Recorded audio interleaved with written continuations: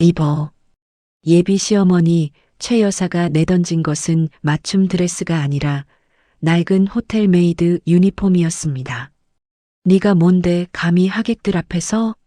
고아원 출신 중소기업 말단 대리가 우리 집안 며느리라고 나란히 서면 그게 격에 맞아 보여? 2,000명의 하객이 모인 약혼 파티에서 예비 며느리는 코트나 받는 하녀로 내몰렸습니다. 영하 10도의 칼바람 속에서 꽁꽁 얼어붙은 그녀에게 돌아온 건 얼굴에 집어 던져진 진흙 묻은 코트와 끝없는 조롱이었어요. 청소부도 안 불러. 네가 직접 닦아. 무릎 꿇고 맨손으로 닦으란 말이야. 깨진 유리 파편 위에 무릎을 꿇린 그녀의 손등을 뾰족한 구두굽이 지식였습니다. 피가 뚝뚝 떨어지는데도 2,000명 중 단 한 사람도 말리지 않았어요. 그런데 말입니다. 그녀가 고개를 들어 가해자들의 얼굴을 하나하나 눈에 새기기 시작한 그 순간 굳게 닫혀있던 연회장의 거대한 문이 벌컥 열렸습니다. 문 너머에서 나타난 인물 앞에 2,000명의 하객이 일제히 허리를 굽혔어요. 그리고 그가 피 묻은 그녀를 향해 90도로 인사하며 꺼낸 한마디에 시어머니의 얼굴에서 핏기가 싹 빠졌죠. 과연 무릎 꿇린 그녀의 진짜 정체는 무엇이었을까요? 오만했던 시댁 식구들은 어떤 최후를 맞이하게 되었을까요? 사연 시작하기 전에 구독과 좋아요 눌러주시고 지금 어디에서 듣고 계신지 댓글을 남겨주시면 그곳에 행운과 건강이 가득하길 바라겠습니다. 오늘의 사연 시작합니다. 12월의 칼바람이 서울 도심을 휘감던 저녁이었습니다. 강남 한복판 KS 호텔의 정문 앞으로 까만 세단들이 끊임없이 줄을 이었죠. KS그룹 창립 30주년 기념일 겸 후계자 박민우의 약혼 발표를 축하하기 위해 정재계 VIP 하객 2,000명이 모인 자리였습니다. 천장에 대형 샹들리에가 쏟아내는 불빛이 대리석 바닥 위에서 황금빛으로 부서지고 있었어요. 스테이크가 구워지는 고소한 냄새와 값비싼 향수 냄새가 뒤섞여 홀 전체를 가득 채웠습니다. 그런데 이 화려한 파티의 주인공이어야 할 사람은 홀 안에 없었습니다. 영하 10도의 매서운 바람이 몰아치는 호텔 정문 밖이었어요. 32살의 윤지원은 자신의 몸에 전혀 맞지 않는 낡은 호텔 메이드 유니폼을 입고 서 있었습니다. 치마는 발목까지 끌렸고 어깨는 헐렁하게 늘어져 한쪽이 자꾸 흘러내렸죠. 1시간 전 예비 시어머니인 최 여사가 드레스룸에서 이 유니폼을 내던졌습니다. 최 여사가 거울 앞에서 다이아몬드 귀걸이를 매만지며 툭 내뱉었습니다. 입어. 어머님, 이건 대체 뭡니까? 뭐긴 뭐야? 오늘 내 옷이야. 맞춤 드레스? 그런 건 진작에 취소했어. 지원이 구겨진 유니폼을 내려다보며 되물었습니다. 약혼 파티에 메이드 유니폼을 입으라는 말씀이십니까? 최 여사가 거울에서 시선을 돌려 지원을 쏘아보았습니다. 네가 뭔데 감히 하객들 앞에서? 고아원 출신의 중소기업 말단 대리가 우리 집안 며느리라고 나란히 서면 그게 격에 맞아 보여? 응? 눈 똑바로 뜨고 대답해봐. 지원의 손가락이 유니폼 천을 꽉 움켜쥐었어요. 손등 위로 핏줄이 도드라지게 솟았지만 입술을 꾹 다문 채 고개만 끄덕였습니다. 최 여사가 한 발짝 다가서며 턱을 치켜들었습니다. 오늘 내 역할은 간단해. 밖에 서서 하객들 코트나 받아. 그것도 못하겠어? 알겠습니다, 어머님. 최 여사가 콧바람을 불며 등을 돌렸어요. 그래, 그게 내 자리야. 분수를 알아야 사람이지. 그렇게 지원은 영하의 칼바람 속에 던져졌습니다. 코끝과 귓불이 시뻘겋게 익어갔고 발끝은 이미 감각을 잃었어요. 그런데도 지원은 허리를 곧게 편 채 하객들의 코트와 목도리를 받아 챙겼습니다. 그때 검은 드레스 차림의 오유진이 수행원 둘을 거느리고 정문으로 들어섰습니다. 지원을 발견한 오유진이 걸음을 멈추더니 입꼬리를 비틀어 올렸죠. 오유진이 손에 들고 있던 코트를 지원의 얼굴에 집어 던지며 말했습니다. 여기 받아. 참 진흙 좀 묻었는데 어쩌겠어. 네가 알아서 털어놔. 축축한 진흙이 묻은 코트가 지원의 볼을 때리고 바닥에 떨어졌습니다. 오유진이 킥킥거리며 고개를 갸웃했어요. 어머, 미안. 근데 뭐 원래 허드렛이라는 사람한테 깨끗한 코트를 맡길 수는 없잖아. 그치? 지원은 볼에 묻은 흙을 손등으로 문질러 닦았습니다. 갈색 흙물이 손등에 길게 묻어났지만 아무 말 없이 코트를 옷걸이에 걸었죠. 오유진이 홀 안으로 들어가다 멈춰서서 돌아보았습니다. 아, 그리고 민우 오빠한테 잘 보이고 싶으면 좀 더 비굴하게 굴어. 고개를 바닥에 처박을수록 예뻐 보이거든. 응? 하객들이 줄지어 들어올 때마다 최 여사가 홀 안에서 나와 한마디씩 덧붙였습니다. 최 여사가 국회의원 부부에게 활짝 웃으며 소개했어요. 어머, 의원님. 이 아이가 우리 민우 약혼녀예요. 고아원에서 자랐어요. 배운 것도 없고 가진 것도 없는데 그래도 성실하긴 해서 이런 허드렛 일은 곧잘 하더라고요. 쓸모가 아주 없진 않아요. 국회의원의 아내가 혀를 차며 대꾸했습니다. 아이고, 최 여사님도 참. 그래도 약혼녀인데 이건 좀 심한 거 아니에요? 에이, 뭐가 심해요. 우리 집에 들어오려면 이 정도는 기본이에요. 지방격이라는 게 있는데 미리미리 가르쳐야죠. 지원은 두 사람의 대화를 들으며 묵묵히 코트를 받았습니다. 턱 근육이 미세하게 실룩거렸지만 눈 한 번 깜빡이지 않았어요. 하객의 발길이 끊긴 틈을 타서 지원이 주머니에서 스마트폰을 꺼냈습니다. 녹음 버튼 위에 엄지를 올리는 순간이었죠. 뭐 하는 거야, 지금? 최 여사가 성큼 다가와 스마트폰을 낚아챘습니다. 화면의 녹음 앱을 확인한 최 여사의 눈이 가늘어졌어요. 아니, 감히 녹음을 해? 이 버르장머리 없는 것이 어디서 이런 꼼수를 부리는 거야? 최 여사가 홀 안으로 들어가 샴페인 테이블의 대형 얼음통을 열고 스마트폰을 얼음 사이로 깊숙이 처박아 버렸습니다.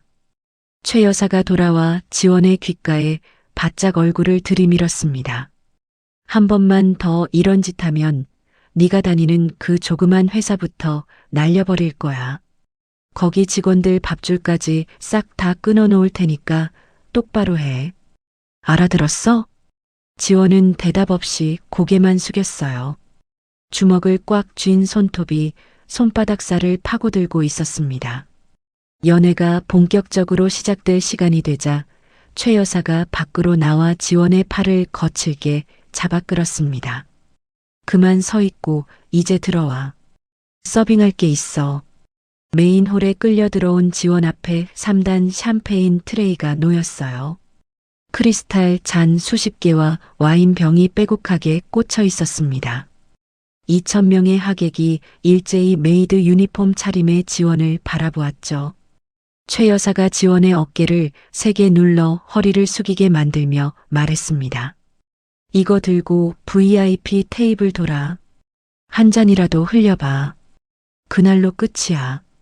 지원은 이를 악물고 트레이를 들어 올렸습니다.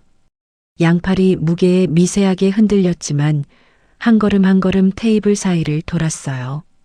지원이 오유진의 테이블 앞을 지나는 순간이었습니다. 뒤에서 따라오던 최 여사의 구두굽이 지원의 발목을 강하게 걷어찼습니다. 지원의 몸이 앞으로 크게 기울었어요. 3단 트레이가 허공으로 솟구쳤습니다. 수십 개의 크리스탈 잔이 대리석 바닥에 부딪히며 귀를 찢는 소리를 냈죠. 붉은 와인이 사방으로 튀어 올랐고 유리 파편이 흩어졌습니다.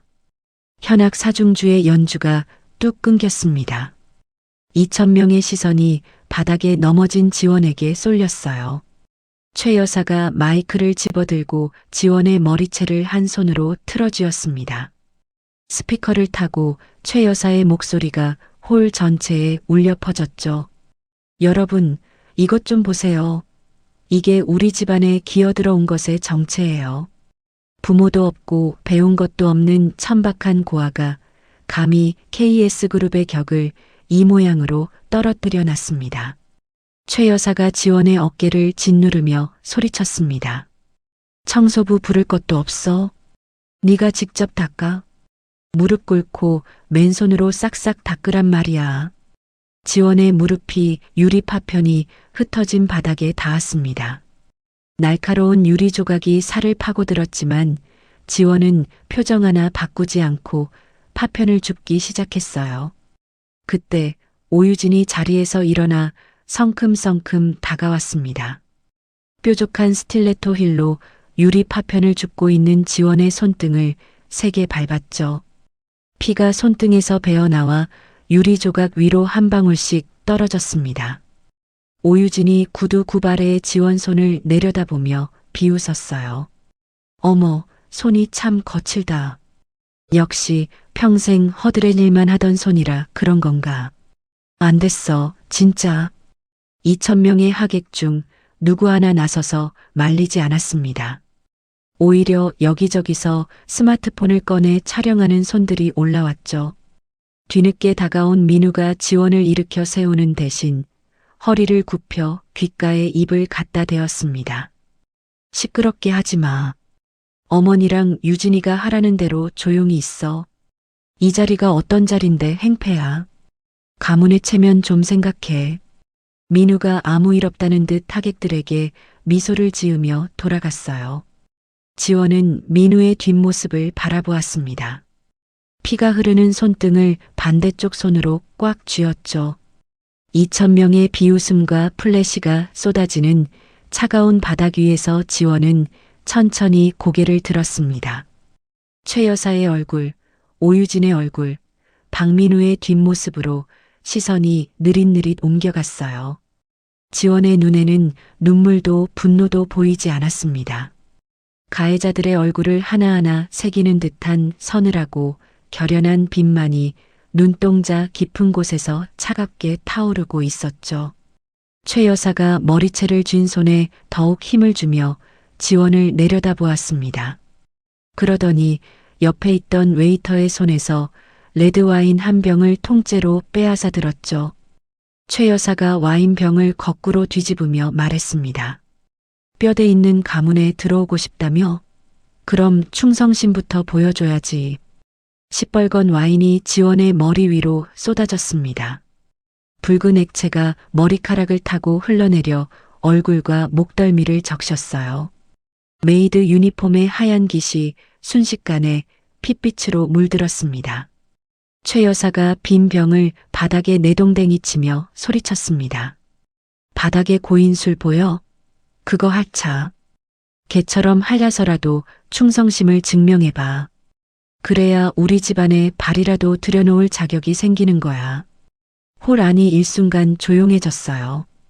2,000명의 하객이 숨을 죽인 채 지원을 내려다보았습니다. 그런데 누구 하나 최 여사를 말리지 않았죠.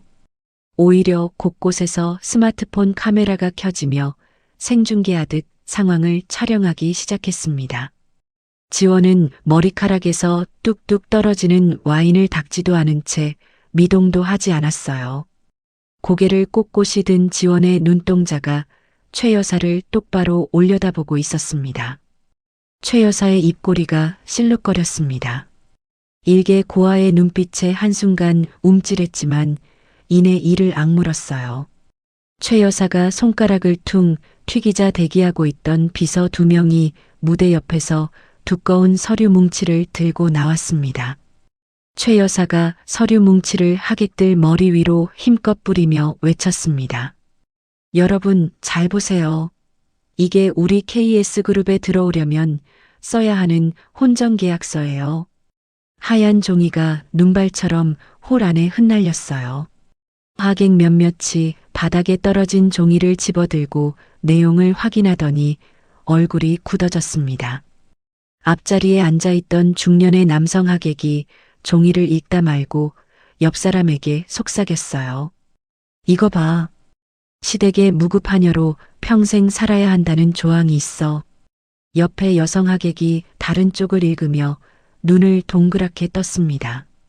여기 더 심한 게 있어. 시댁 식구들을 위해 필요하면 장기 기증까지 동의한다고 적혀 있어. 수군거림이 홀 전체로 퍼졌지만 그 누구도 자리에서 일어나 부당함을 지적하지 않았죠. 최 여사가 마이크를 들고 지원 앞에 섰습니다. 자, 윤지원. 선택은 간단해. 당장 이 계약서에 내 피 묻은 손으로 지장을 찍어. 안 그러면 내일 아침 네가 다니는 그 조그만 중소기업 부도 처리해 버릴 거야. 최 여사가 지원의 얼굴 앞으로 손가락을 들이밀었어요. 너 하나 때문에 내 동료들 밥줄이 끊기는 거야. 그 책임질 수 있어? 지원의 손가락이 미세하게 떨렸습니다. 바닥에 흩어진 계약서, 종이 위로 손등에서 흘러내린 피가 한 방울 떨어졌어요.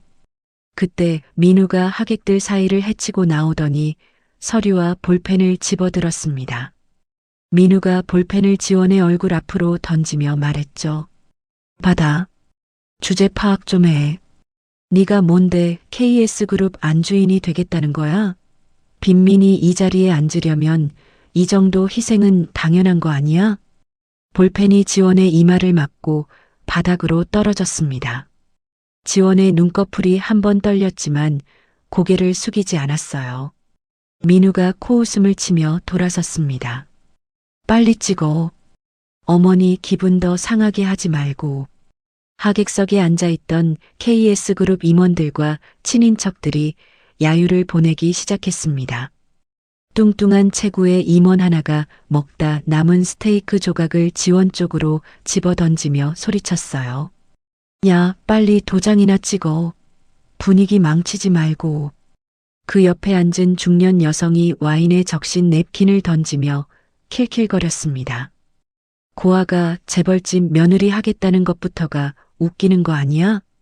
지원은 바닥에 떨어진 계약서 한 장을 천천히 집어들었습니다. 피 묻은 손가락으로 종이 위에 글자를 한 줄 한 줄 훑쳐 내려갔어요. 무급하녀, 장기 기증, 재산권 포기. 글자 하나하나를 읽어 내려가는 지원의 눈동자가 점점 차갑게 가라앉았습니다. 지원이 계약서를 읽는 동안 홀 안에 팽팽한 정적이 흘렀어요. 지원이 천천히 몸을 일으켜 세웠습니다. 와인에 젖고 피가 묻은 엉망인 차림이었지만 지원의 등은 곧았어요. 어깨에서 발끝까지 한치의 흔들림도 없었습니다. 최 여사의 눈이 가늘어졌죠. 뭐야, 왜 일어나? 누가 일어나래? 지원이 계약서를 두 손으로 쥐고 오유진과 최 여사의 얼굴을 번갈아 바라보았습니다. 그러더니 종이를 두 사람의 얼굴을 향해 매섭게 집어던졌어요. 지원의 입가에 처음으로 차가운 비웃음이 떠올랐습니다. 최 여사가 얼굴에 날아온 종이를 맞고 한 발짝 뒤로 물러섰어요. 눈이 뒤집히며 이성을 잃은 최 여사가 지원의 뺨을 때리기 위해 손을 높이 치켜들었습니다.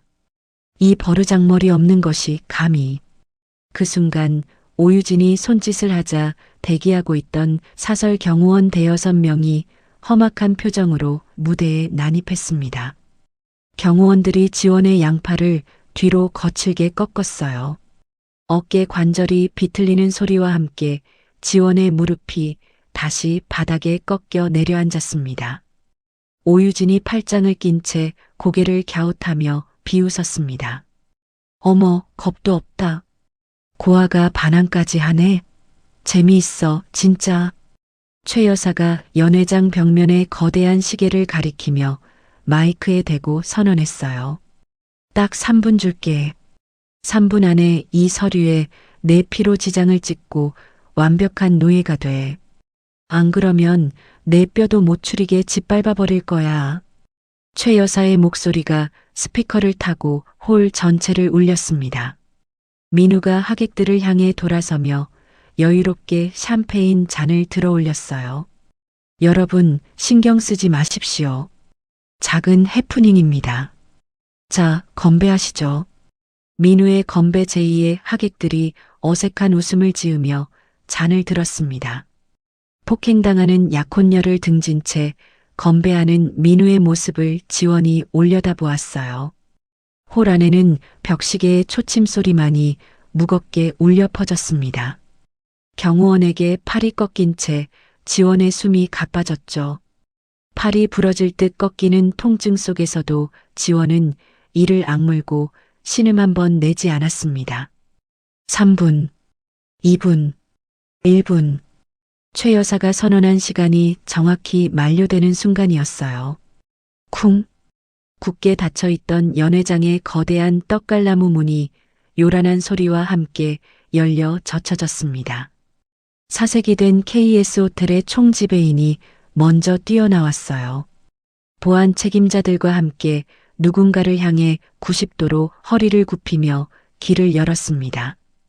그 뒤에서 뿜어져 나오는 압도적인 기운에 홀 안의 모든 소음이 한순간에 멈췄죠.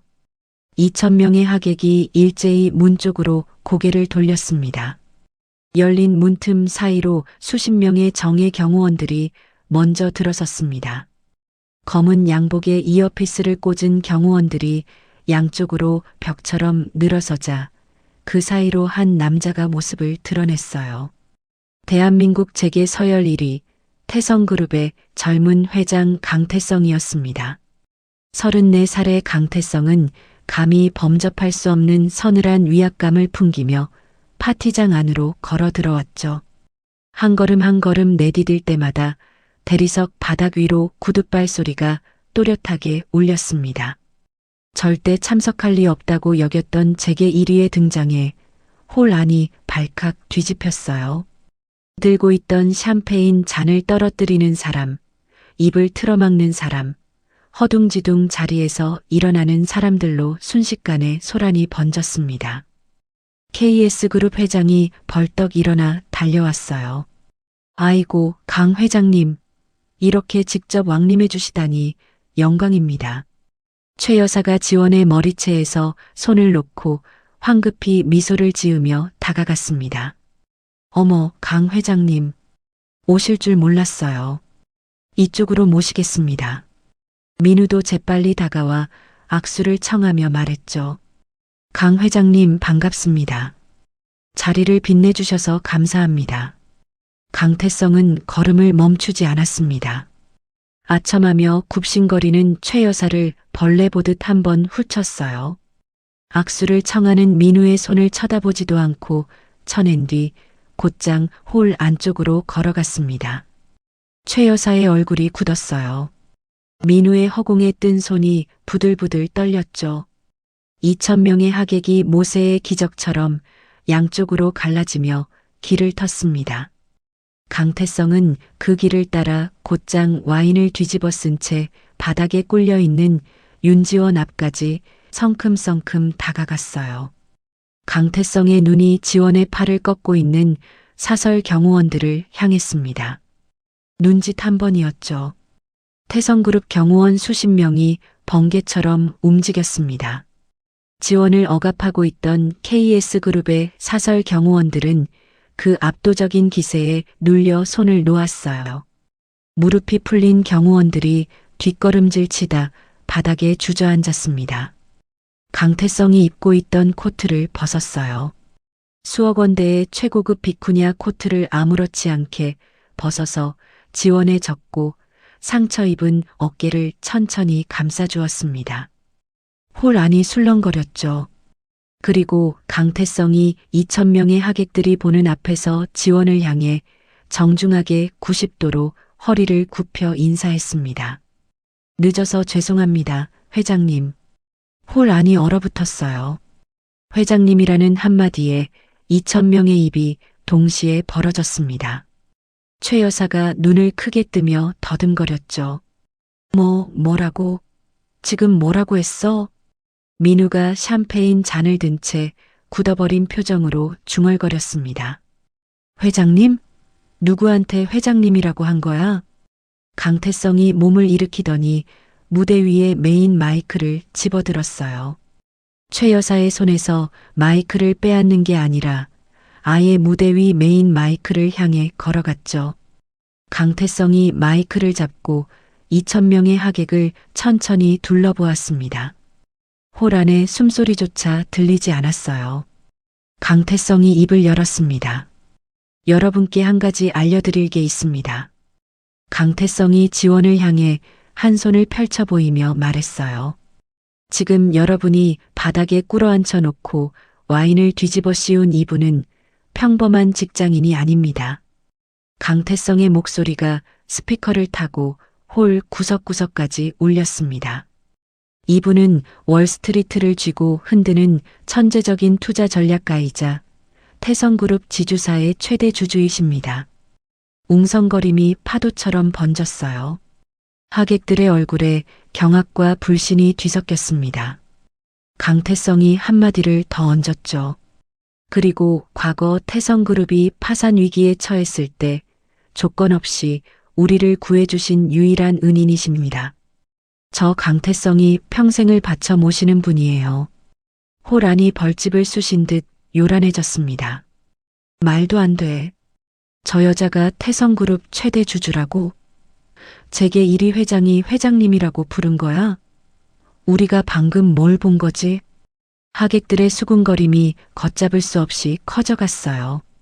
최 여사의 얼굴에서 핏기가 싹 빠졌습니다.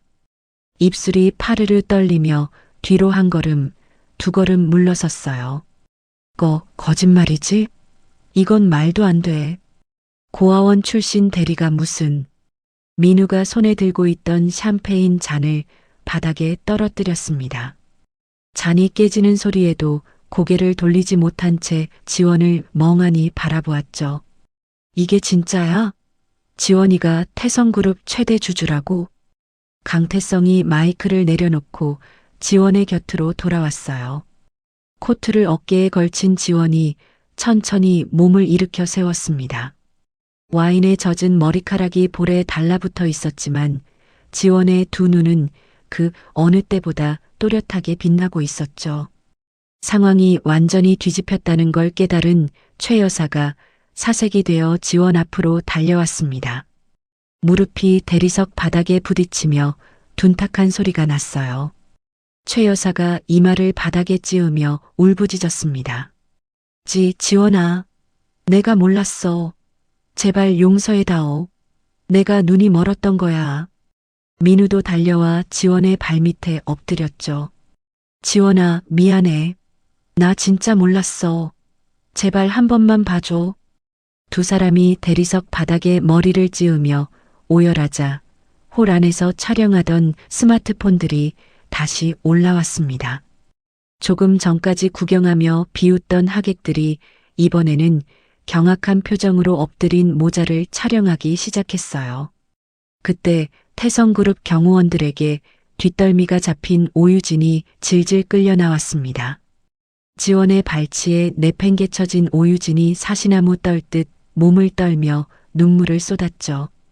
윤지원. 나 살려줘. 제발 한 번만 봐줘.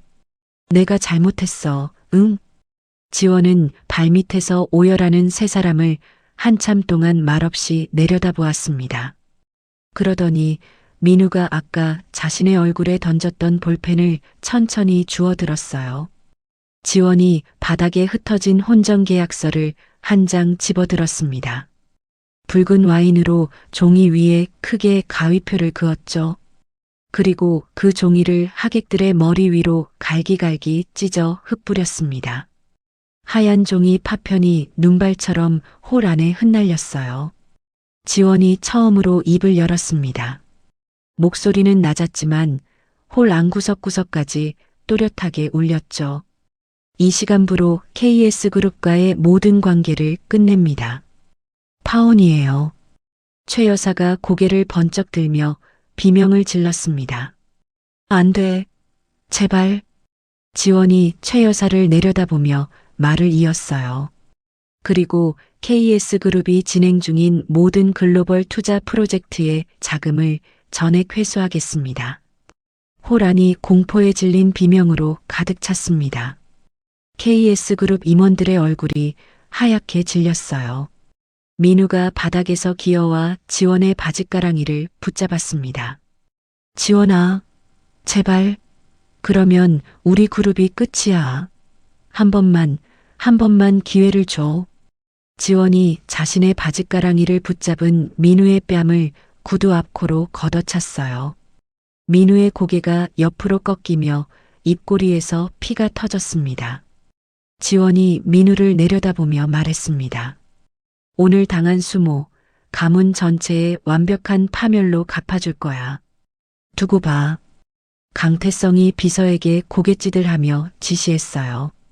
오늘 이 자리에서 윤 회장님을 조롱하거나 방관한 하객 전원의 명단을 작성해. 한 명도 빠짐없이 태성그룹의 영구 블랙리스트에 올려. 비서가 고개를 숙이며 대답했습니다. 알겠습니다, 회장님. 그 한마디에 2,000명의 하객이 벌벌 떨기 시작했어요. 양쪽으로 벽에 붙어 고개를 숙인 하객들 사이로 길이 열렸습니다. 지원이 강태성의 에스코트를 받으며 걸어나갔어요. 와인에 젖은 유니폼 위에 걸친 비쿠냐 코트 자락이 바닥을 쓸었지만 지원의 걸음은 이 홀에서 가장 화려하고 당당했습니다. 지원이 파티장을 빠져나간 직후였어요. KS그룹 회장의 스마트폰이 미친 듯이 울리기 시작했습니다. 주 채권은행의 대출 연장 불가 통보, 대규모 투자금 회수 알림, 해외 합작사의 계약 파기 통지, 알림음이 동시다발적으로 울려대는 스마트폰을 들여다본 KS그룹 회장의 손이 사시나무처럼 떨렸죠. 몰락의 서막이 오르고 있었습니다. 파혼 선언 일주일 뒤였습니다. 여의도 한복판의 금싸라기 땅 위로 거대한 현수막이 걸렸어요.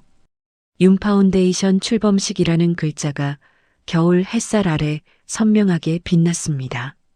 지원은 태성그룹의 전폭적인 지지와 자신이 오랫동안 쌓아온 막대한 자본을 전면에 내세워 초대형 글로벌 혁신투자재단을 정식으로 출범시켰죠.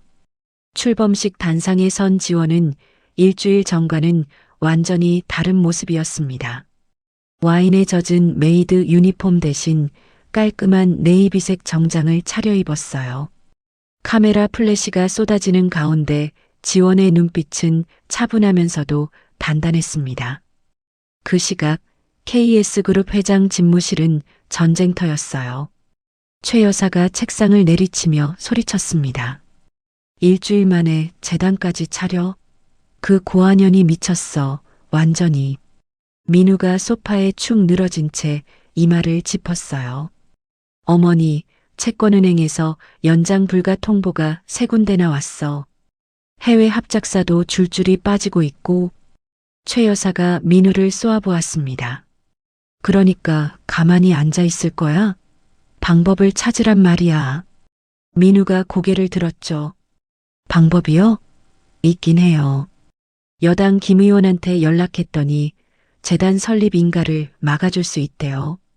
대신 좀 들어가야 한다고. 최 여사가 눈을 번뜩이며 물었습니다. 얼마?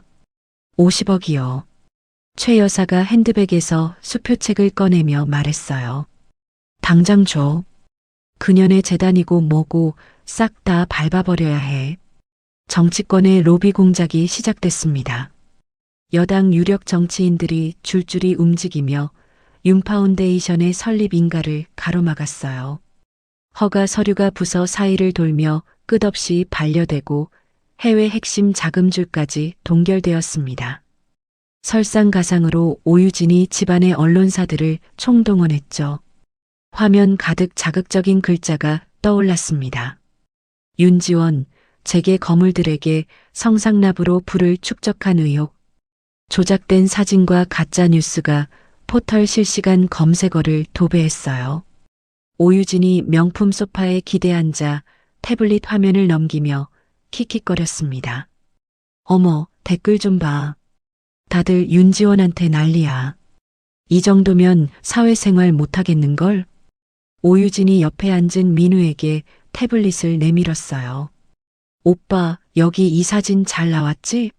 얼굴만 바꿔 붙인 건데 진짜 같지 않아? 민우가 화면을 흘깃보며 고개를 끄덕였습니다.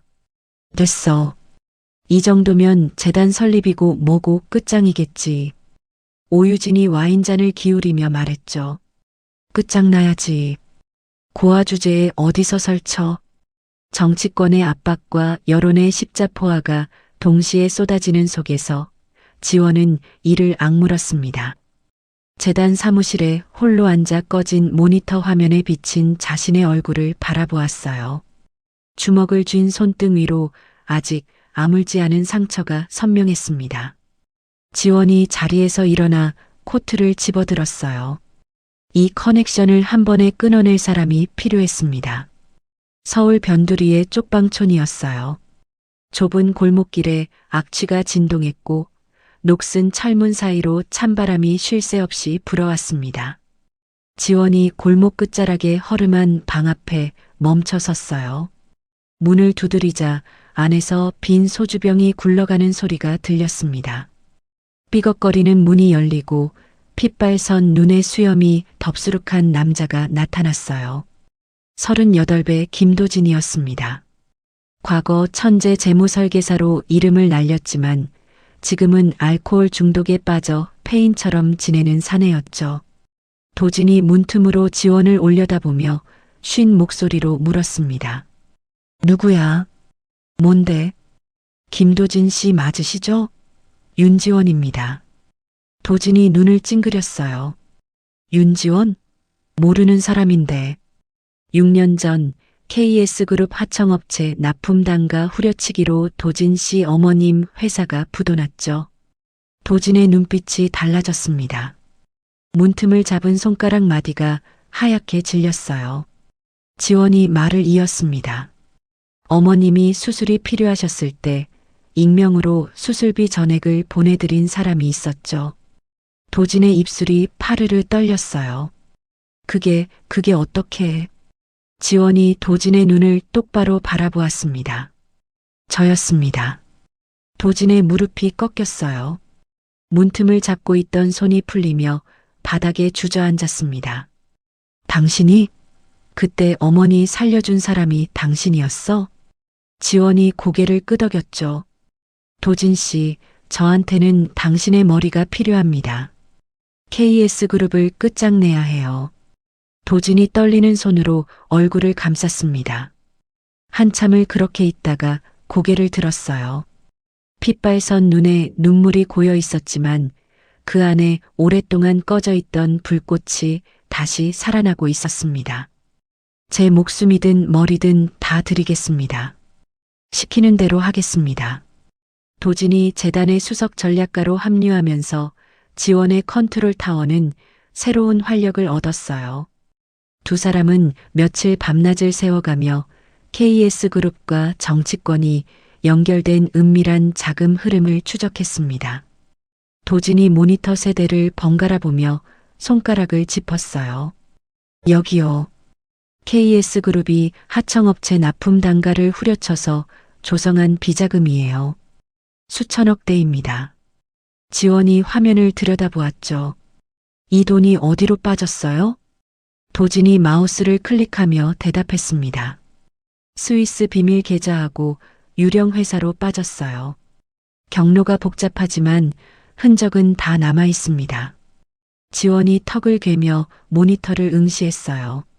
한참을 생각하던 지원이 입꼬리를 살짝 올렸습니다. 이 증거를 바로 터뜨리지 마세요. 도진이 고개를 갸웃했죠. 왜요? 지금 터뜨리면 바로 끝장낼 수 있는데. 지원이 의자를 돌려 도진을 바라보았습니다. KS그룹만 잡으면 뭐해요. 오유진 가문까지 한 번에 묻어야죠. 지원의 눈빛이 모니터 불빛 아래에서 차갑게 빛났어요. 지금 가짜 뉴스 때문에 우리 재단이 자금난에 시달리는 것처럼 보이잖아요. 그 상황을 이용합시다. 도진이 눈을 크게 떴습니다. 역으로 이용한다고요? 지원이 고개를 끄덕였어요. 가짜 스위스 투자 은행을 하나 만들겠습니다. 수익률 1000%짜리 해외 광산 개발 프로젝트를 미끼로 던질 거예요. KS그룹이 물도록 도진이 무릎을 탁 쳤습니다. 비자금을 수면 위로 끌어올리겠다는 거군요. 네. 탐욕스러운 사람들은 미끼를 안 물 수가 없어요. 지원이 자리에서 일어나며 말했죠. 도진 씨, 그 계좌에 프로그램 하나만 심어주세요. 돈이 들어오는 순간 비자금 세탁 경로가 전 세계 금융 당국 서버로 자동 전송되도록 도진이 주먹을 불끈 쥐며 대답했습니다. 맡겨주세요. 제가 만든 프로그램이면 파리 한 마리도 못 빠져나갑니다. 덫이 놓였습니다. 지원의 계산대로 가짜 뉴스 덕분에 재단이 파산 직전인 것처럼 보였어요. 최 여사와 민우는 그 소식에 샴페인을 터뜨렸죠. 최 여사가 잔을 부딪히며 웃었습니다. 거봐, 내가 뭘 했어. 고한연이 재벌 흉내를 내면 이 꼴이 나는 거야. 민우가 태블릿을 들어보이며 말했어요. 어머니, 이것 좀 보세요. 스위스 투자은행에서 연락이 왔는데 해외 광산 개발 프로젝트 수익률이 1000%래요. 최 여사의 눈이 번쩍 빛났습니다. 1000%? 진짜야? 네. 지원이 자금줄이 말랐으니까 지금이 기회예요. 여기에 돈을 넣으면 우리가 재계 1위도 노릴 수 있어요. 최 여사가 탁자를 치며 일어섰죠. 좋아. 다 넣어. 회사 운전자금이고 퇴직금이고 다 끌어모아. 민우가 고개를 끄덕이며 전화기를 들었어요. 오유진 쪽에도 연락할게요. 유진이네 자본까지 합치면 확실합니다. 오유진 가문의 돈까지 합쳐 천문학적인 자금이 가짜 계좌로 송금되었습니다. 운전자금, 임직원 퇴직금, 사채까지 무리하게 끌어모은 돈이었어요. 거액의 자금이 송금되는 순간이었습니다. 도진이 미리 심어둔 프로그램이 작동했어요. KS그룹의 비자금 세탁 경로가 전 세계 금융 당국 서버로 실시간 전송되기 시작했죠. 지원은 펜트하우스 창 앞에 서서 화려한 서울의 야경을 내려다보았습니다. 입꼬리가 천천히 올라갔어요. 카운트다운 시작이에요. 그 시각 고급 룸살롱에서 최 여사와 민우는 부패 정치인들과 건배를 하고 있었습니다. 최 여사가 잔을 높이 들며 외쳤어요. KS그룹이 재계 1위로 올라서는 나를 위해서 건배. 민우와 정치인들이 잔을 부딪히며 웃었죠. 건배. 아무것도 모른 채 승리감에 도취된 그들의 웃음소리가 룸살롱 안에 울려 퍼졌습니다. 반격의 판을 짠 지 한 달 뒤였습니다. 이른 아침 도진이 재단 사무실로 뛰어들어왔어요. 모니터 화면에 떠오른 숫자를 확인한 도진의 입꼬리가 올라갔습니다. 회장님, 다 들어왔습니다. KS그룹과 오유진 가문의 비자금 전액이 가짜 계좌로 입금 완료됐어요. 지원이 의자에서 일어나 모니터를 확인했죠. 프로그램은요? 정상 작동 중입니다. 비자금 세탁 경로가 지금 이 순간에도 전 세계 금융 당국으로 전송되고 있어요. 지원이 고개를 끄덕이며 전화기를 들었습니다. 강 회장님, 저예요. 터뜨리겠습니다. 전화기 너머로 강태성의 목소리가 들렸어요. 알겠습니다, 회장님. 제 쪽도 준비 완료입니다. 지원이 전화를 끊고 도진을 바라보았습니다. 도진 씨, 글로벌 금융범죄수사대하고 외신에 동시에 보내주세요. 한 군데도 빠짐없이. 도진이 키보드 위에 손가락을 올렸어요. 보냅니다. 엔터키를 누르는 소리가 사무실에 울렸습니다. 그 순간부터 세상이 뒤집혔죠. KS그룹의 막대한 횡령과 탈세 증거가 뉴욕타임스를 비롯한 주요 외신 일면에 동시에 터졌습니다. 국제적인 공조 수사가 시작되었고 인터폴의 적색 수배가 떨어졌어요. 주식시장이 개장한 지 5분이었습니다. KS그룹의 주가가 하한가로 직행했어요. 오유진 가문의 계열사 주가도 도미노처럼 곤두박질 쳤죠. 증권가에 패닉이 번졌습니다. KS그룹 하한가, 거래 정지, 오유진 가문 계열사 전 종목 하한가, 비명 같은 외침이 증권거래소를 가득 채웠어요. 설상가상이었습니다. 고급 룸살롱에서 부패 정치인들에게 뇌물을 건네는 영상까지 인터넷에 퍼졌어요. 최 여사가 수표 뭉치를 건네며 웃는 얼굴, 민우가 정치인들과 건배하는 장면이 고스란히 찍혀 있었죠. 영상을 본 국민들이 들끓었습니다. KS그룹을 비호하던 정치인들이 하나둘 잠적하기 시작했어요. 누구 하나 전화를 받지 않았죠. 최 여사가 떨리는 손으로 전화기를 붙잡고 악을 썼습니다. 김 의원, 전화 좀 받으세요. 여보세요. 김 의원. 신호음만 울렸어요.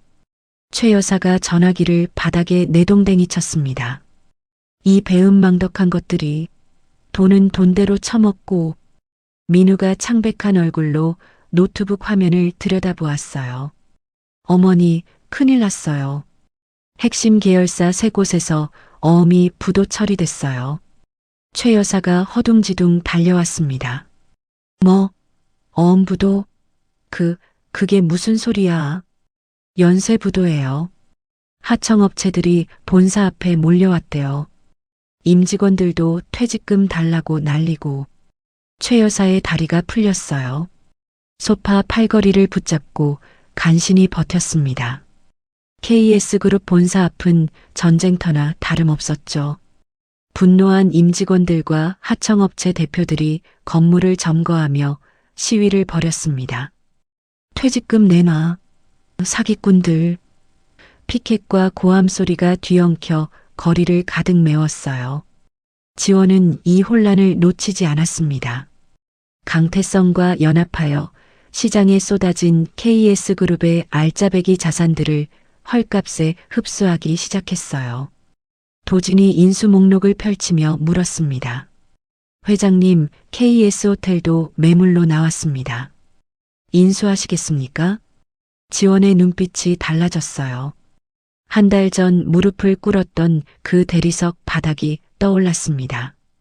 유리 파편에 찢긴 손등, 머리 위로 쏟아지던 와인, 2,000명의 비웃음. 지원이 단호하게 대답했습니다. 인수하세요. KS호텔이 지원의 손에 넘어온 날이었어요.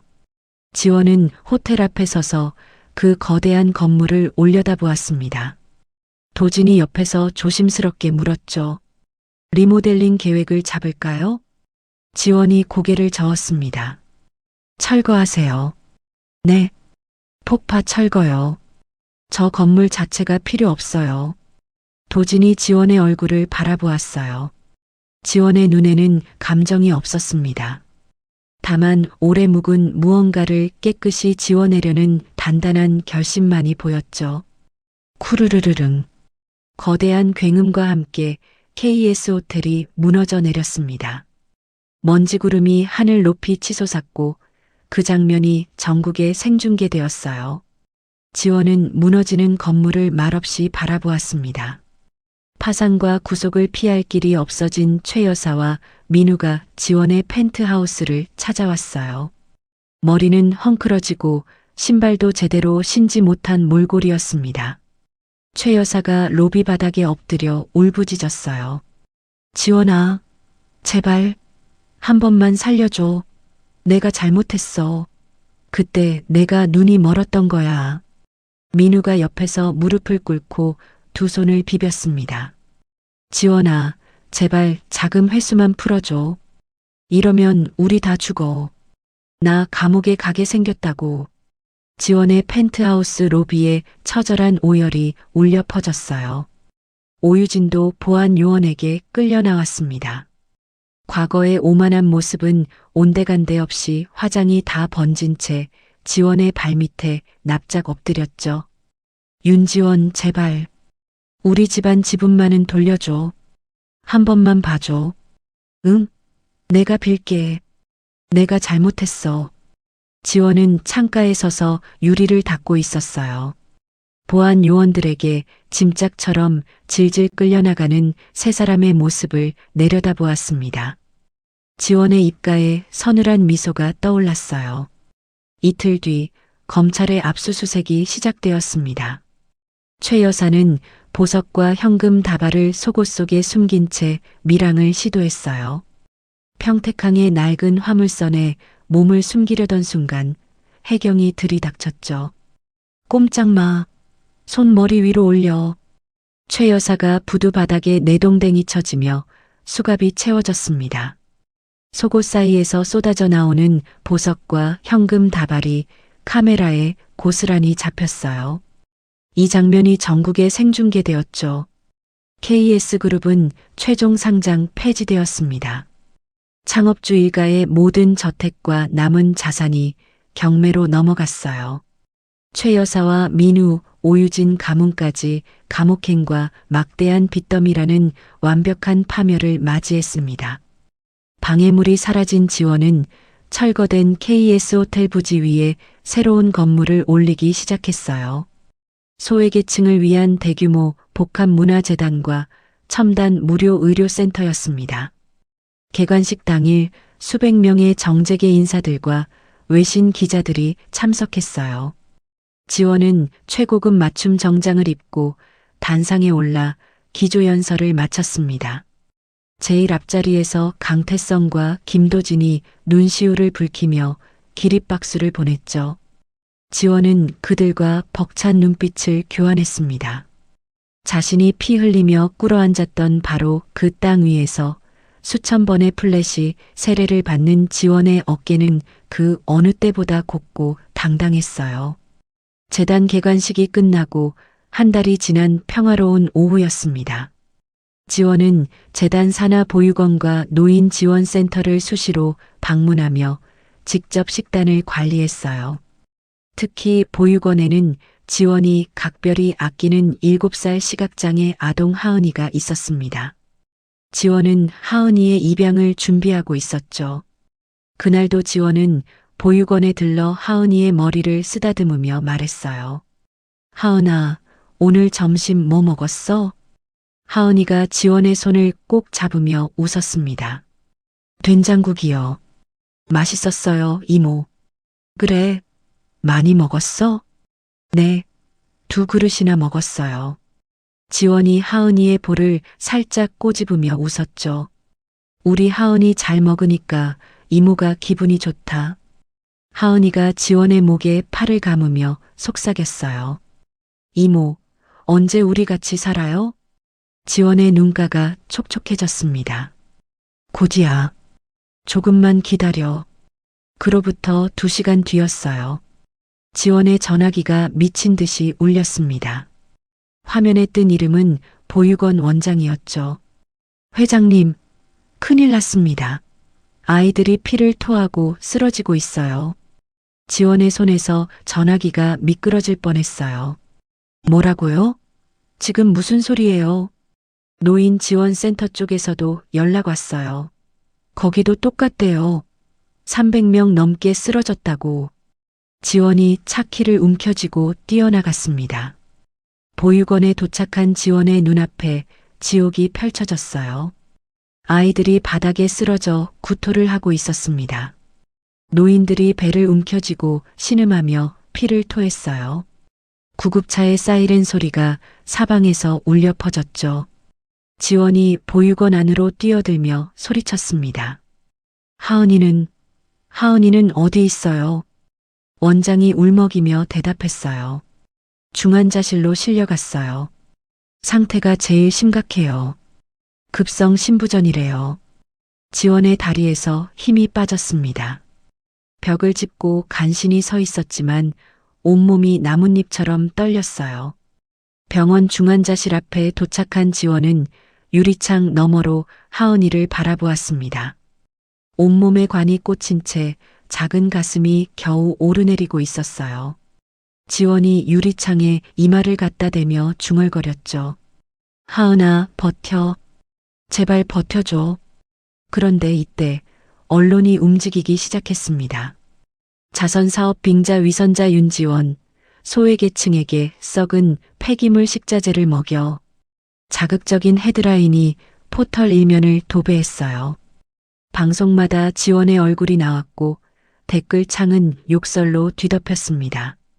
지원은 식음을 전폐한 채 여러 병원 응급실을 돌며 피해자들의 상태를 확인했어요.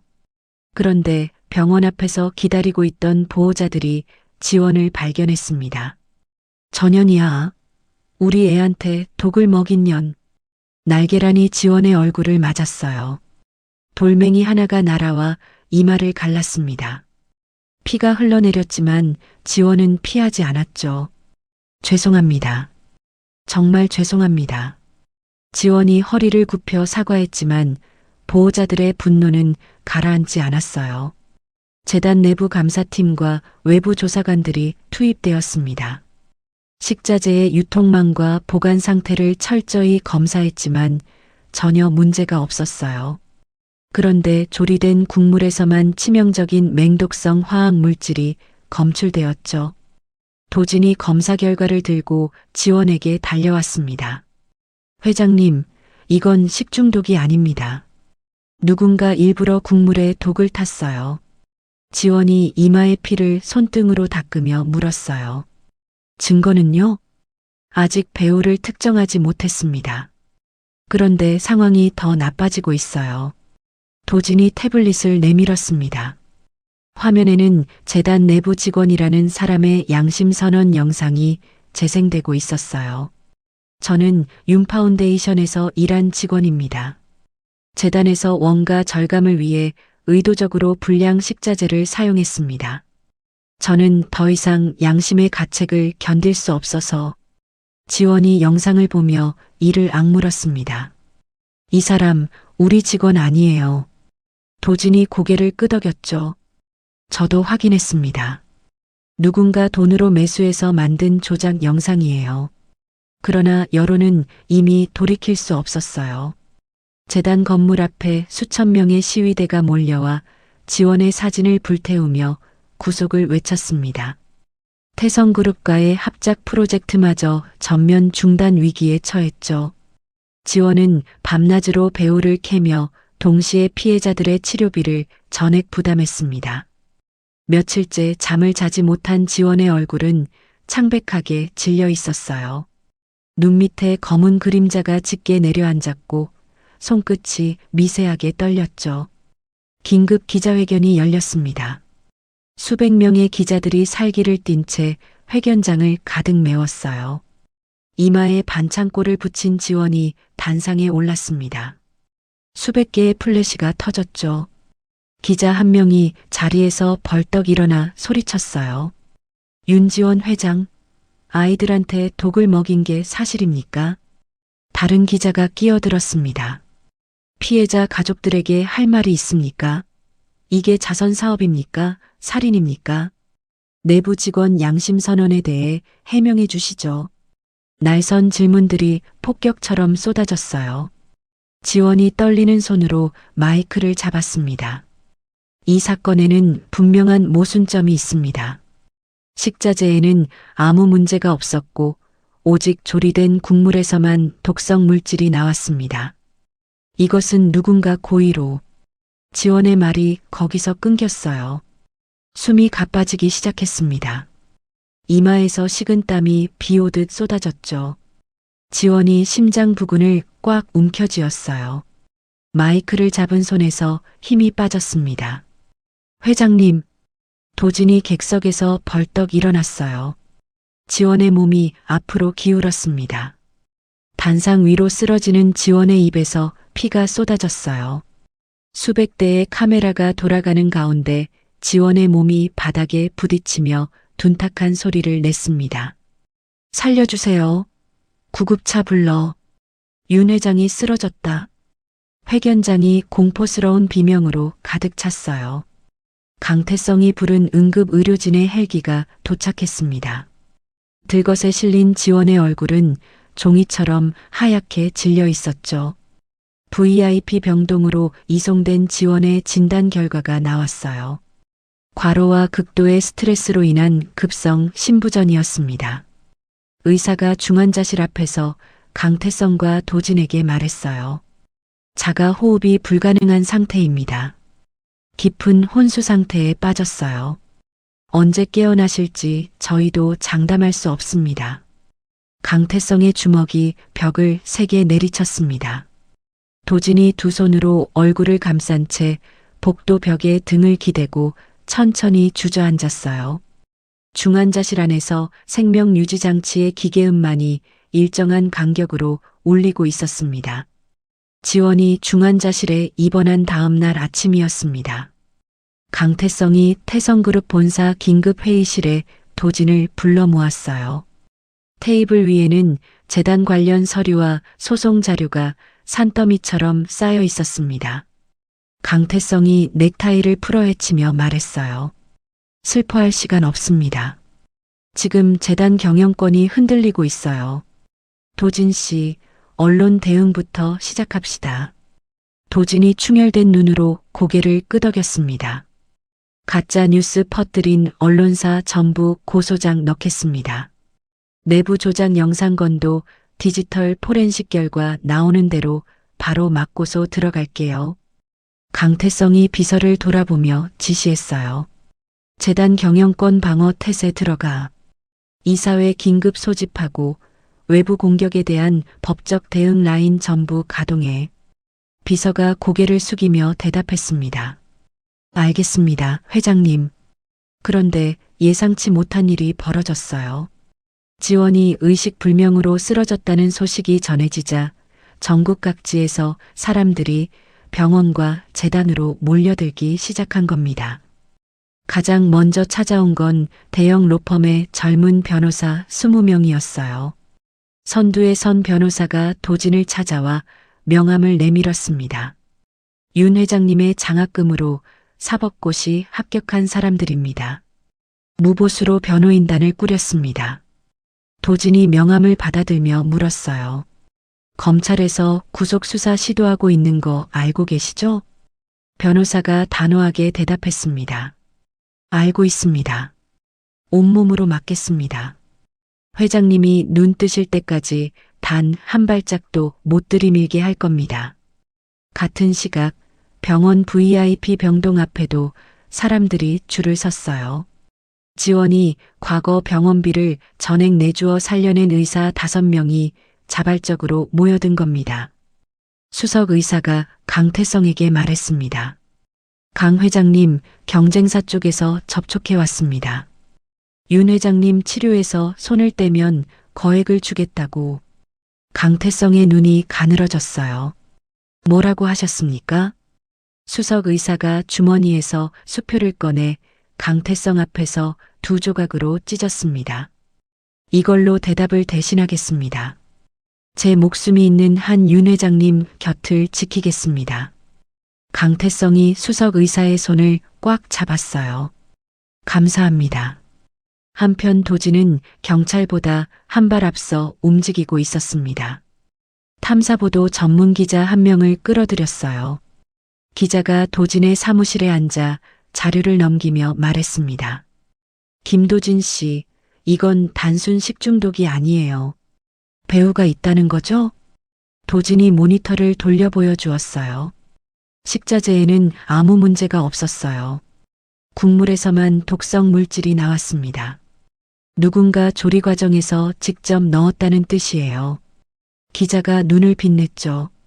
그러면 보육원 주변 사설 폐쇄 회로 카메라를 뒤져야겠네요. 이미 목록은 뽑아놨습니다. 같이 움직이시죠.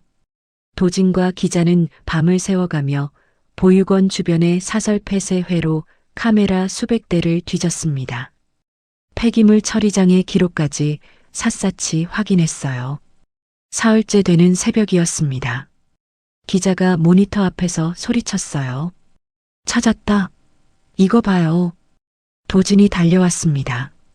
화면에는 사건 전날 밤 식자재 창고 환풍구를 통해 잠입하는 남자의 모습이 찍혀 있었어요. 검은 모자를 쓴 남자가 국물통 뚜껑을 열고 작은 병에서 액체를 주입하는 장면이 고스란히 담겨 있었죠. 도진이 화면을 확대했습니다. 환풍구 볼트에서 지문도 나왔어요. 기자가 주먹을 불끈 쥐었어요. 이거면 됩니다. 배우까지 캘 수 있어요. 변호인단과 기자의 공조 취재망이 좁혀지기 시작했습니다. 지문과 영상 분석을 통해 범인의 신원이 특정되었어요. 전문 브로커였습니다. 도진이 강태성에게 보고했어요. 범인이 특정됐습니다. 전문 브로커인데 내일 새벽 밀항선을 타고 해외로 도주할 계획이에요. 강태성이 자리에서 벌떡 일어났습니다. 어느 항구입니까? 인천항입니다. 강태성의 눈에 살기가 떠올랐어요. 내 경호팀을 보내겠습니다. 그자가 배에 발을 딛기 전에 잡아야 합니다. 새벽 어둠이 깔린 인천항 부두였습니다.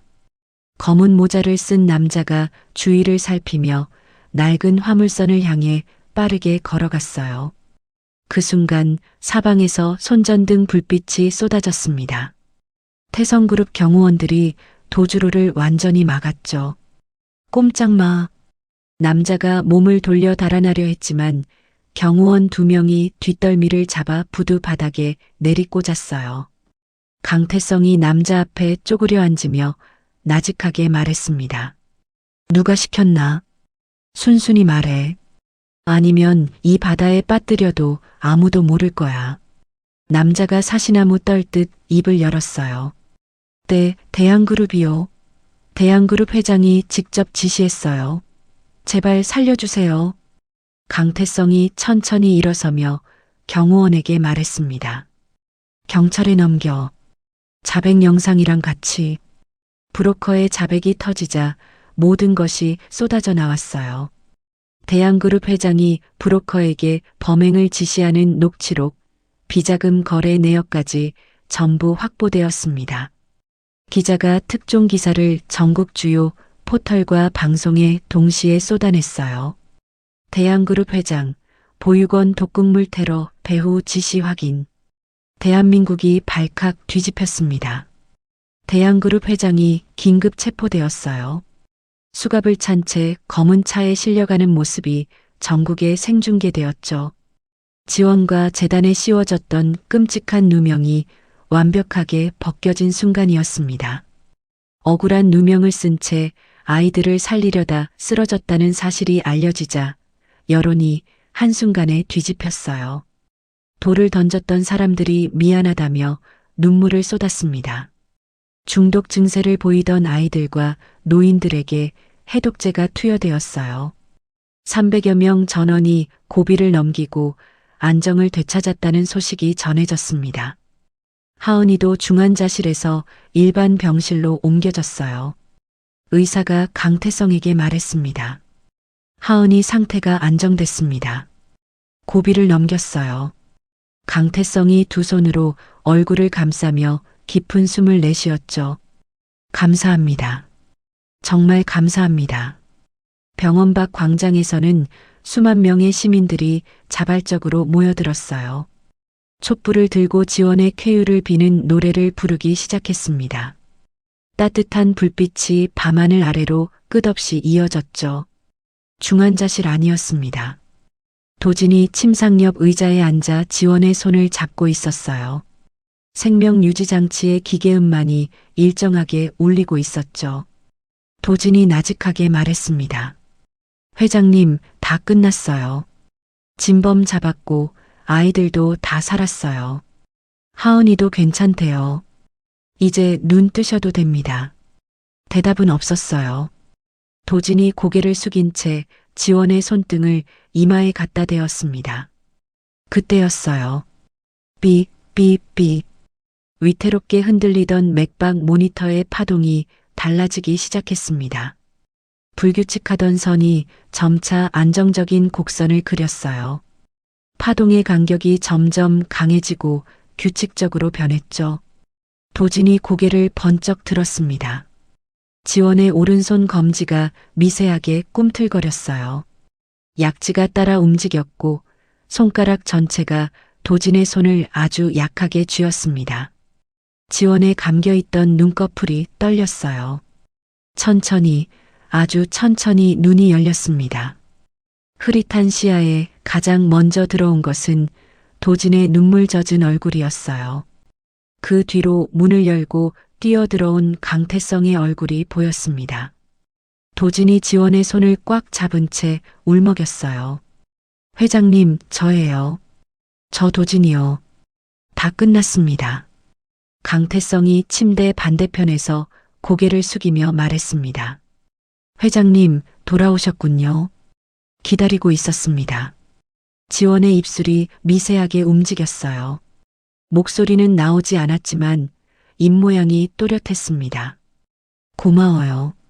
피 한 방울 섞이지 않았지만 자신을 지키기 위해 밤을 지새운 사람들의 눈물 젖은 미소가 지원의 흐릿한 시야를 가득 채웠습니다. 건강을 기적적으로 회복하고 재단으로 복귀한 지 1년이 지났습니다. 지원은 퇴원 후 단 하루도 쉬지 않았어요. 2번의 치명적인 위기를 거치며 더욱 단단해진 지원에게는 반드시 완성해야 할 꿈이 있었습니다. 소외된 노인들과 보육원 출신 청년들이 서로를 가족처럼 돌보며 자립할 수 있는 마을이었죠. 수십만 평의 부지 위로 건물이 하나둘 올라가기 시작했어요. 첨단 무료 병원, 직업훈련학교, 친환경 스마트팜이 차례로 들어섰습니다. 지원은 매일 현장에 나와 공사 진행을 직접 확인했어요. 도진이 설계 도면을 펼치며 물었습니다. 회장님, 마을 이름은 정하셨어요? 지원이 공사 현장을 바라보며 말했어요. 빛의 마을이요. 빛의 마을이요? 지원이 고개를 끄덕였습니다. 어두운 곳에서 오래 버틴 사람들이 모이는 곳이니까. 이제는 빛 아래서 살았으면 좋겠어요. 도진이 도면 위에 빛의 마을이라고 적었어요. 펜을 쥔 손끝이 미세하게 떨렸죠. 마을이 완성되던 날이었습니다. 정문에 빛의 마을이라는 글자가 새겨진 현판이 걸렸어요. 지원은 강태성과 김도진 그리고 위기의 순간 자신을 위해 생업과 목숨을 걸고 뛰어주었던 수십 명의 조력자들을 재단의 평생 이사진으로 임명했습니다. 임명식 단상에서 지원이 이사진을 바라보며 말했어요. 여러분이 제 곁에 없었으면 저는 그 차가운 바닥 위에서 끝났을 겁니다. 여러분은 제 인연이자 제 울타리예요. 평생 함께 해주세요. 강태성이 자리에서 일어나 고개를 숙였습니다. 회장님이 계시는 곳이면 어디든 함께 하겠습니다. 도진이 눈시울을 붉히며 말했어요. 쪽방촌에서 썩어가던 저를 건져주신 분입니다. 남은 인생 전부 바치겠습니다. 변호사들, 의사들, 기자까지 한 명 한 명 자리에서 일어나 지원에게 고개를 숙였습니다. 지원의 눈가가 촉촉해졌어요. 입술을 꽉 깨물며 고개를 여러 번 끄덕였죠. 하은이가 지원의 다리를 껴안으며 고개를 들었습니다. 엄마, 울어? 지원이 하은이를 안아올리며 웃었어요. 아니, 안 울어. 기분이 좋아서 그래. 하은이가 지원의 볼에 작은 손을 갖다 대며 말했습니다. 엄마, 여기 물 묻었어. 지원이 하은이의 이마에 입을 맞추며 웃었죠. 그러네. 물이 묻었네. 빛의 마을에 첫 번째 입주민들이 들어왔습니다. 갈 곳 없던 노인들이 따뜻한 방에 짐을 풀었어요.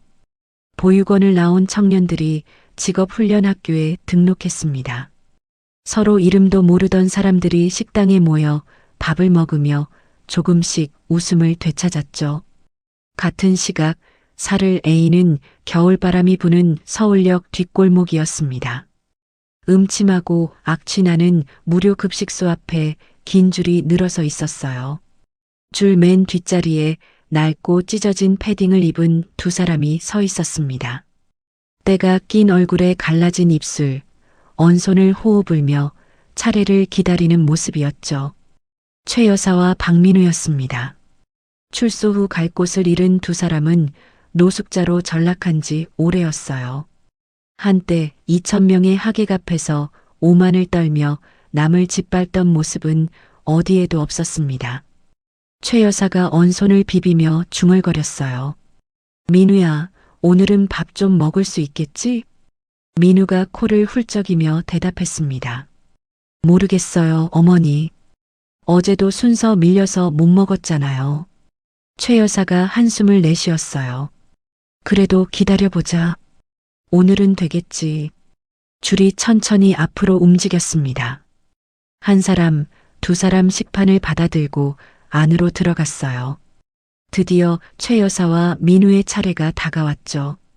그런데 바로 앞에서 배식 담당자가 손을 저었습니다. 죄송합니다. 오늘 밥이 떨어졌어요. 민우의 얼굴이 일그러졌어요. 뭐라고? 우리 앞에서 떨어진다고? 어쩔 수 없어요.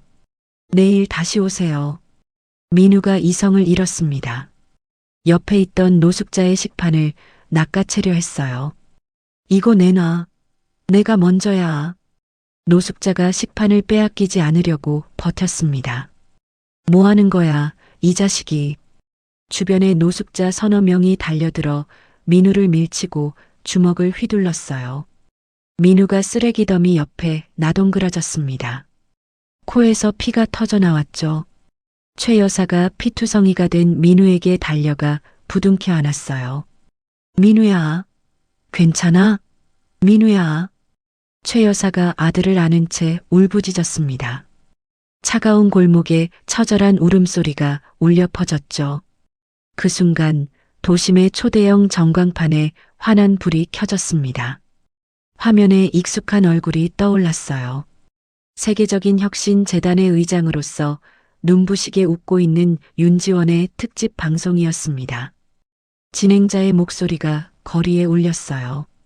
윤지원 의장이 세운 빛의 마을이 올해 가장 혁신적인 복지 사업으로 선정되었습니다. 화면이 바뀌었죠. 빛의 마을에서 하은이가 시력 회복 수술을 받고 처음으로 눈을 뜨는 장면이 나왔어요. 하은이가 지원의 얼굴을 처음 보며 두 팔을 벌렸습니다. 엄마, 엄마 얼굴이 보여. 엄마 예뻐. 지원이 하은이를 꼭 안아 올리며 웃었어요. 눈물이 볼을 타고 흘러내렸지만 지원은 웃고 또 웃었습니다. 전광판 속 지원의 눈부신 모습을 골목 바닥에 주저앉은 최 여사가 멍하니 올려다보았어요. 최 여사의 입술이 파르르 떨렸습니다. 저 아이가 내가 바닥에 꿇어앉혀 놓고 와인을 부었던. 민우가 피투성이 얼굴로 전광판을 올려다보았어요. 내가 볼펜을 던지고 가문의 체면이나 생각하라고 했던. 두 사람은 그제야 깨달았습니다. 자신들이 오만함으로 걷어찬 것이 단순한 며느리가 아니라 구원의 동아줄이자 천국으로 가는 마지막 기회였다는 것을 말이에요. 최 여사가 차가운 아스팔트에 얼굴을 파묻었습니다. 민우가 옆에서 주저앉으며 두 주먹으로 바닥을 내리쳤어요. 두 사람의 통곡 소리가 골목을 울렸습니다. 그러나 그 처절한 울음은 지나가는 자동차 경적 소리와 붐비는 도시의 소음에 비참하게 묻혀버렸어요. 길바닥의 모자에게 동정의 눈길을 주는 사람은 아무도 없었죠. 전광판 속 방송이 이어졌습니다. 지원이 카메라를 바라보며 말했어요. 삶의 진정한 반전은 누군가를 짓밟는 데 있는 게 아닙니다. 나의 가치를 알아주는 사람들과 함께 끝없이 성장하고 든든한 울타리를 만드는 데 있어요. 지원이 단단한 미소를 지었습니다. 화면이 마지막으로 전환되었어요. 따스한 오후의 봄 햇살이 비치는 빛의 마을 정원이었습니다. 지원이 하은이를 무릎에 앉히고 강태성, 도진과 함께 차를 마시고 있었어요. 하은이가 지원의 볼에 뽀뽀를 하자 네 사람의 웃음소리가 정원 가득 퍼졌습니다. 얼어붙은 골목에서 비참한 노후를 맞이한 가해자들과 따뜻한 빛 아래에서 진정한 인연들과 웃고 있는 지원의 모습이 선명하게 갈렸습니다. 전광판의 불빛이 어두운 골목까지 내려와 바닥에 엎드린 최 여사와 민우의 등을 비추었어요. 그 빛 아래서 두 사람의 그림자가 길게 늘어졌지만 그 그림자를 거들떠보는 사람은 끝내 아무도 없었습니다. 오늘 이야기의 주인공 윤지원은 2,000명 앞에서 무릎을 꿇고 피를 흘리면서도 끝내 고개를 숙이지 않았습니다. 고아 출신이라는 이유로, 가진 것이 없다는 이유로 사람 취급조차 받지 못했지만 지원은 그 차가운 바닥 위에서 자신의 가치를 스스로 증명해냈어요. 이 이야기가 우리에게 전하는 가장 큰 교훈은 사람을 함부로 판단하지 말라는 것입니다. 겉모습이 초라하다고, 배경이 보잘것없다고 무시하고 짓밟았던 사람이 어떤 사람인지 아무도 모르는 거예요. 최 여사와 민우는 눈앞의 권력과 오만함에 눈이 멀어 자신들에게 찾아온 가장 소중한 인연을 걷어찼고 결국 길바닥에서 비참한 최후를 맞이했습니다. 반대로 지원의 곁에는 진심으로 손을 내밀어준 사람들이 있었어요. 돈이 아니라 마음으로 맺어진 인연들이 위기의 순간마다 지원을 지켜주었습니다. 화려한 재산도 높은 지위도 영원하지 않지만 진심으로 연대하는 사람들과의 끈끈한 정은 그 무엇으로도 빼앗을 수 없다는 것을 이야기여 보여주었죠. 나이가 들수록 중요한 것은 통장의 잔고가 아니라 내 곁에 누가 남아있느냐라는 것을 꼭 기억해 주시면 좋겠습니다. 오늘 이야기가 마음에 드셨다면 구독과 좋아요 한 번씩 꼭 눌러주세요. 댓글로 여러분의 생각도 남겨주시면 큰 힘이 됩니다. 항상 건강하시고 오늘 하루도 웃음 가득한 하루 되시길 진심으로 기원하겠습니다. 감사합니다.